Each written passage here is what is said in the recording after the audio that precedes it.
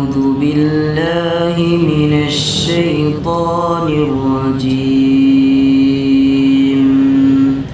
الله نور السماوات والأرض مثل نوره كمشكاة فيها مصباح المصباح في زجاجة الزجاجة كأنها كوكب دري يوقد من شجرة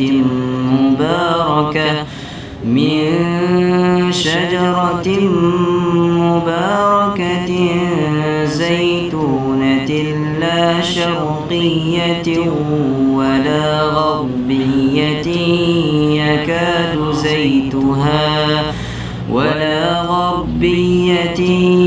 يكاد زيتها يضيء ولو لم تمسسه نار نور على نور يهدي الله لنوره من يشاء ويضرب الله الأمثال للناس والله بكل شيء عليم.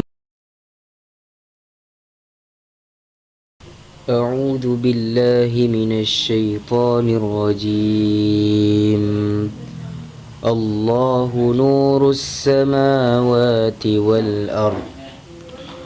Allah pemberi cahaya langit dan bumi. مثل نوره كمشكاة فيها مصباح. Perumpamaan cahayanya seperti lubang yang tidak tembus, di dalamnya ada pelita. المصباح في زجاجة. Pelita itu di dalam kaca. الزجاجة كأنها كوكب دري يوقد من شجرة مباركة. Kaca itu seakan-akan ia bintang yang berkilauan. Ia dinyalakan daripada minyak pohon yang diberkati, iaitu pohon zaitun. من شجرة مباركة زيتونة لا شرقية ولا غربية يكاد زيتها. Tidak tumbuh di timur dan tidak tumbuh di barat. Hampir-hampir minyak bersinar. ولا غربية يكاد زيتها يضيء ولو لم تمسسه نار. Walaupun tidak disentuh api. نور على نور. Cahaya di atas cahaya. يهدي الله لنوره من يشاء. Allah memberi petunjuk kepada cahayanya sesiapa yang dia kehendaki. ويضرب الله الأمثال للناس. Dan Allah membuat perumpamaan bagi manusia. والله بكل شيء عليم. Allah Maha mengetahui segala sesuatu.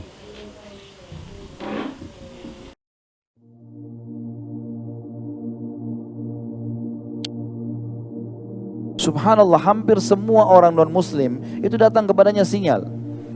Hampir orang-orang Islam orang non-muslim yang datang kepada saya ucapin syahadat. Semua kisahnya kalau bagi saya sih, kalau kita mungkin dengar biasa-biasa saja. Ada yang merinding karena dengar azan, ada yang karena melihat jilbab, ada yang karena melihat orang ke masjid, ada yang karena mendengar beberapa ayat Al-Quran, gitu kan. Semuanya yang mungkin kita biasa dengar, tetapi subhanallah mereka berbeda. Sinyal Allah datang. Ada satu teman saya di Surabaya, teman dekat saya, dia ceritakan pengalaman dia. Tetangganya ada seorang pastor ini berarti orang Katolik. Kemudian dia bilang, "Pastor, saya ini kebetulan teman saya ini bukan dai, tapi dia sering hadir di pengajian dan orangnya humoris. suka lelucon gitu ya. Maka dia datang kepada pastor, dia bilang, "Pastor, bisa saya ngobrol sebentar?" Kata pastornya, "Silahkan." Dia bilang, "Saya terus terang pastor bingung dengan agama saya." Islam maksudnya. Padahal orang ini istiqomahnya luar biasa, suka dengan Islam, dari agama Islam. Tapi dia bilang gitu, ini cara dia ya. Kemudian pastornya dia bilang, "Ini saya yang lebih bingung lagi, ada Al-Quran dan ada terjemahan bahasa Indonesia. Ada satu surah dalam Al-Quran yang membuat saya lebih bingung dengan Islam. Ini surah Al-Ikhlas. Ada kalimat dalam Al-Ikhlas, lam yalid walam yulad. Tidak beranak, tidak diperanakkan. Tuhan itu nggak punya asas, nggak ada orang tuanya, dan tidak ada juga jalurnya ke bawah, nggak ada anak-anaknya. Karena kalau ada orang tua pasti ada kakek nenek, kalau ada anak pasti ada cucu dan cicit dan seterusnya." Kata pasturnya langsung, "Memang agama kamu itu membingungkan." Gitu. Kata teman saya ini, semoga Allah jaga beliau. Sekarang Masya Allah masih ada dan berhasil sukses sekali di Surabaya dan sudah selesaikan S3-nya. Dia bilang, "Begini aja pastor, saya kasih Quran terjemahan ini, pastor coba pelajari, kasih saya Injil terjemahan saya pelajari. Seminggu kemudian kita ketemu, siapa tahu ada jawaban." Kata pastor, "Baiklah." Dikasih Injil terjemahan, dia juga ambil Quran terjemahan. Dia bilang, "Saya bawa pulang Injil tersebut, saya sempat letakkan di meja kerja saya. Tapi saya terlupa. Gitu kan. Selama seminggu saya tersibukkan dengan kegiatan-kegiatan. Lalu kemudian saya ketemu lagi seminggu kemudian. Ternyata pastor ini serius membaca ayat lam yalid walam yulad. Lam yalid walam yulad. Ini terputar-putar dibaca terus. Dia bilang setelah seminggu saya ketemu. Lalu kemudian saya tanya, "Pastor ada waktu?" "Ada." "Bisa saya masuk?" "Silakan." "Bagaimana pendapat pastor? Ada jawaban nggak yang kebingungan saya kemarin?" Pastornya bilang, "Kayaknya agama kamu yang benar deh." Gitu. Memang kayaknya Tuhan nggak boleh punya asas, nggak boleh punya bawah. Kalau Tuhan itu harus dia esa, gitu kan. Akhirnya sama teman saya diajak, "Kalau gitu syahadat aja pastor." Masuk Islam di tangan dia. Sesuatu yang kadang-kadang tidak masuk di akal kita.